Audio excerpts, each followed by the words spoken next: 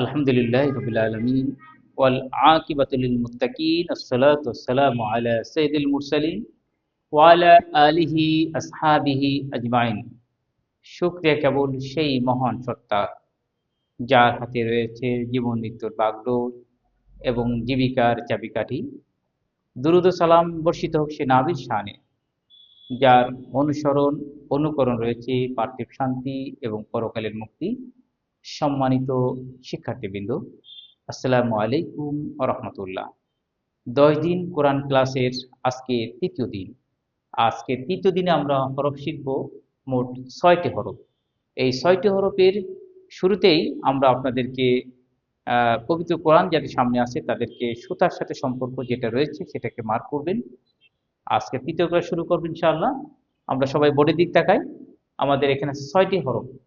6টি হরফের শুরুতে আমরা যেটা শিখবো সেটা হচ্ছে আহ, রাউন্ড মাথার আরে টান কাপ। রাউন্ড মাথার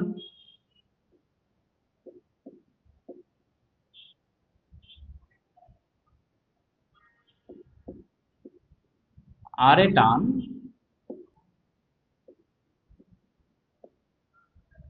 কাপ।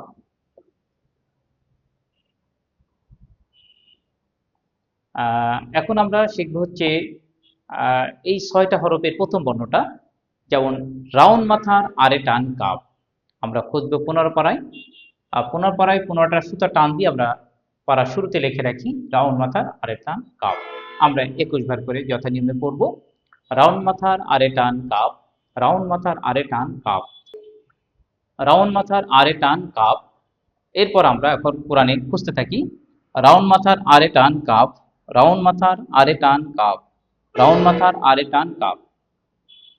যে রাউন্ড মাথার আরে টান কাপ, তো এখানে আমরা শিখছি রাউন্ড মাথার আরে টান কাপ।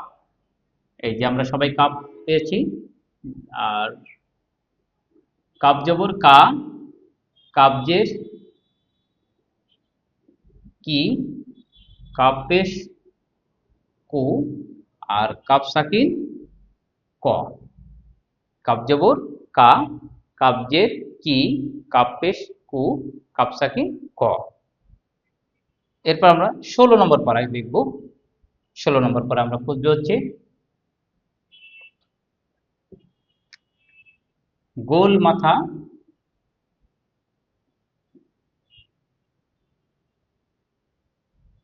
নিচে চাপ।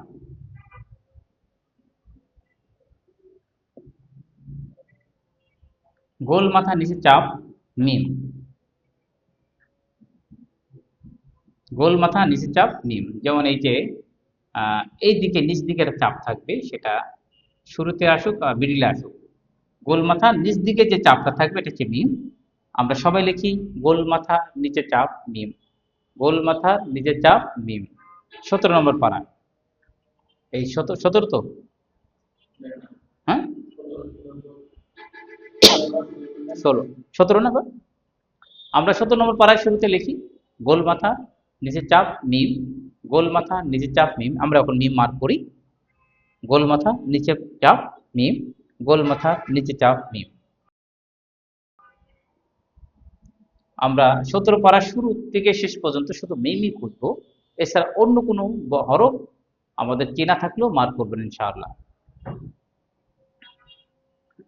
মিম জবর মা, মিম জের মি, মিম পেশ মো, মিম সাকিন ম। মিম জবর মা, মিম জের মি, মিম পেশ মো, মিম সাকিন ম।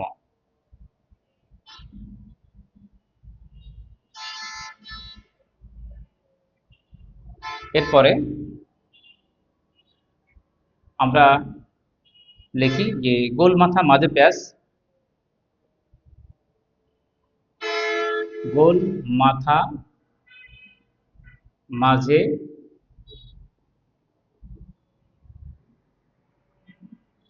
প্যাচ হা। গোল মাথার মাঝে প্যাচ হা। যেমন এই যে প্যাচ, গোল মাথার মাঝে প্যাচ হা। আমরা 18 নম্বর পারে খুঁজবো গোল মাথার মাঝে প্যাচ হা, গোল মাথার মাঝে প্যাচ হা। হা জবর হা, হা জের হি, হা পেশ ভু, হা সাকিন হ। আমরা গোল মাথার মাঝে প্যাচ, এই যে একটা হা, গোল মাথার মাঝে প্যাচ হা, গোল মাথার মাঝে প্যাচ হা।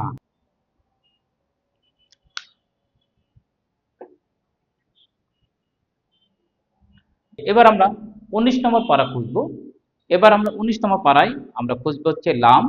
যেমন এই খাড়া দাগের বায়ে টান লাম, খাড়া দাগের বায়ে টান লাম। আর খাড়া দাগের ডানে টান থাকলে আলিফ, অর্থাৎ আলিফের বায়ে কোনো সংযোগ থাকবে না, কোন রকম দাগ থাকবে না, তাহলে এটা আলিফ। আর খাড়া দাগের বায়ে টান হয়ে গেলে তখন এটা হচ্ছে লাম। তাহলে লাম লাম লাম, তিনটা লাম। এবার যদি আমরা দাগ দিই, তা খাড়া দাগের ডানে টান আলিফ, আর খাড়া দাগের বায়ে টান লাম। আমরা 18 পরে শুধু যুক্ত লামগুলো খুঁজবো।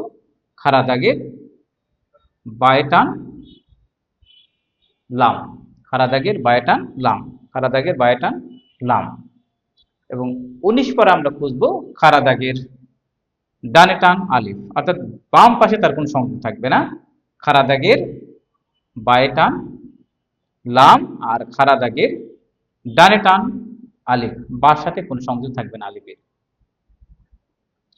সবশেষে আজকে যে হরফটা শিখবো ইংরেজি ছোট হাতের, ইংরেজি 9 মতো অনেকটা, ইংরেজি সংখ্যা 9 মধ্যে যে হরফটা সেটা হচ্ছে ওয়াও। এই যে এটা হচ্ছে ওয়াও। আমরা এটা খুঁজবো হচ্ছে 20তম পারায়। আমরা 20তম পারায় খুঁজবো ইংরেজি সংখ্যা 9 মতো অনেকটা ওয়াও। আমরা এখন খুঁজবো। ওয়াওটা শব্দের প্রথমেও আসে না, মাঝেও আসে না, শেষে যুক্ত হয়।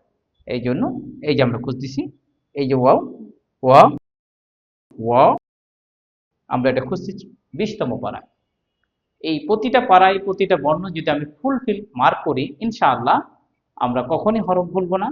আমরা মুখে উচ্চারণ করব আর হাত দিয়ে মার্ক করতে থাকবো, চোখ দিয়ে দেখতে থাকবো। আমাদের হরফ আমাদের স্মৃতির পর থেকে ইনশাআল্লাহ মুছে যাবে না। আল্লাহ আমাদের সকলের ইহকালীন কল্যাণ এবং পরকালীন মুক্তি দান করুন। ওমা তৌফিক ইল্লা বিল্লাহ। আসসালামু আলাইকুম ওয়া রাহমাতুল্লাহ।